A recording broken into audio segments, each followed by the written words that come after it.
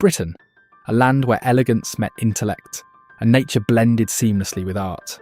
A nation where centuries of history lived through ancient castles, rainy streets, timeless literature, and traditions admired across the world. From Shakespeare to the Industrial Revolution, Britain once stood as a symbol of culture, innovation, and influence, shaping not just a country, but the modern world itself. But that's how it looks now. The Sun reported clashes between police and protesters. This is London. This is how many mosques are around me. This is what the sign looks like when you get off the train here. It is very important. They need to stop illegal migration. This is what the political candidates look like. This is what it's like walking through the grocery store here. It's only Zionists that try to stop us, but that won't deter us. Welcome to Behind the Numbers, and today we will be talking about why a civil war in Britain is inevitable. It takes a lot of effort, time and heart to bring these videos for you, so kindly hit that subscribe button. In the 2024 UK elections, the Labour Party promised four major things. Number 1, a crackdown on illegal immigration. Number 2, to build new homes. Number 3, to improve the health sector. And number 4, to ease the pressure on taxpayers. And on July 4th, 2024, after 14 years of Conservative rule, Britain finally voted for Labour. And it wasn't just a victory, it was a landslide victory. Keir Starmer was suddenly the most celebrated figure in a country that once defined royalty itself. Question number 1. So, did the government actually crack down on illegal immigration? Nah, since he took office, tens of thousands more migrants have crossed into Britain. And in a strange twist, it is the Britishers that are leaving the country as it struggles to absorb record levels of immigration. This gave many Britons flashbacks to when it was revealed that ministers themselves were quietly opening the borders. And while the majority of Britishers struggled to pay rents, the immigrants enjoy 5-star hotels. The number of asylum seekers also increased, along with the rise in crime rates. Question number 2, did the government make any progress in building new houses?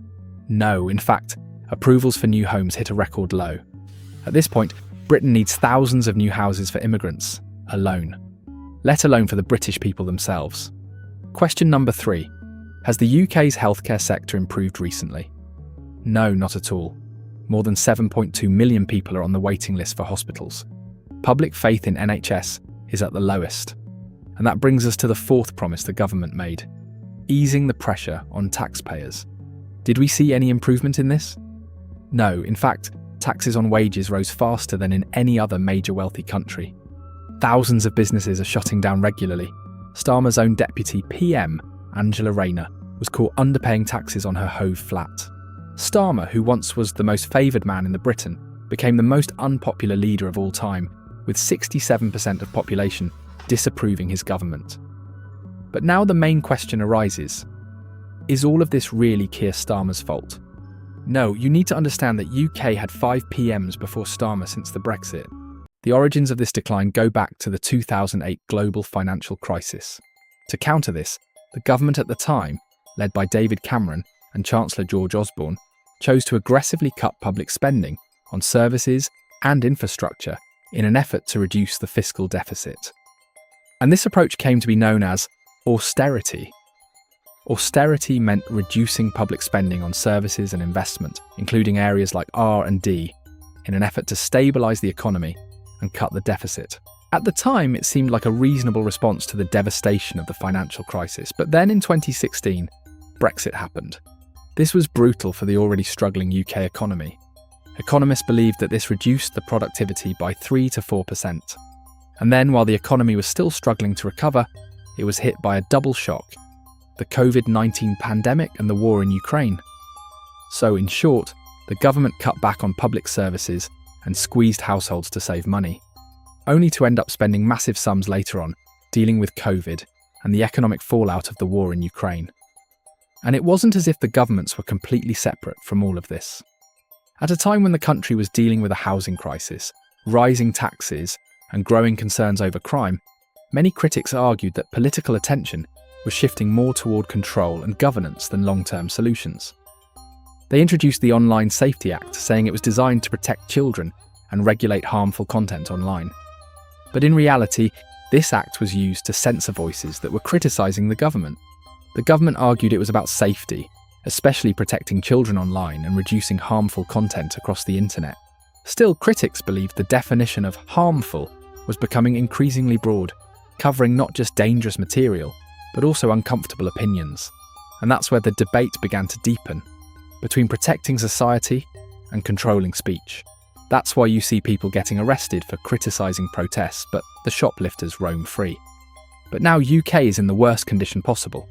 Over the past few years, the UK has entered a period of deep structural strain that many describe as one of the most challenging eras in modern times. One of the most visible signs of this decline has been in the manufacturing sector. Once a backbone of the British economy, industry after industry has either shrunk significantly or moved production overseas.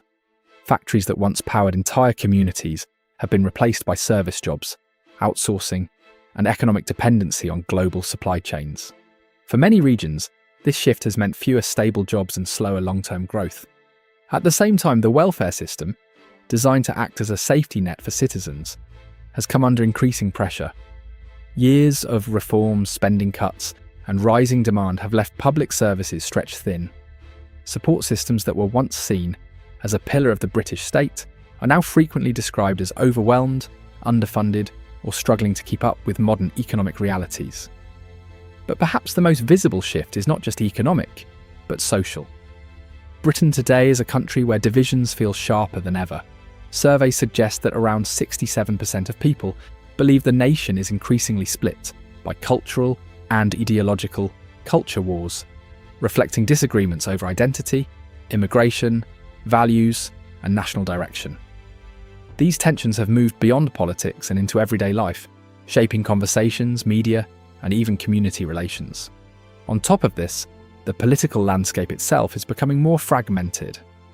The rise of newer political movements and smaller parties has made it increasingly difficult for any single party to secure a clear, stable majority.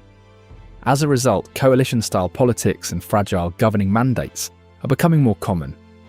This fragmentation makes it harder to pass decisive, long-term economic policy, leaving governments focused more on short-term stability than structural reform.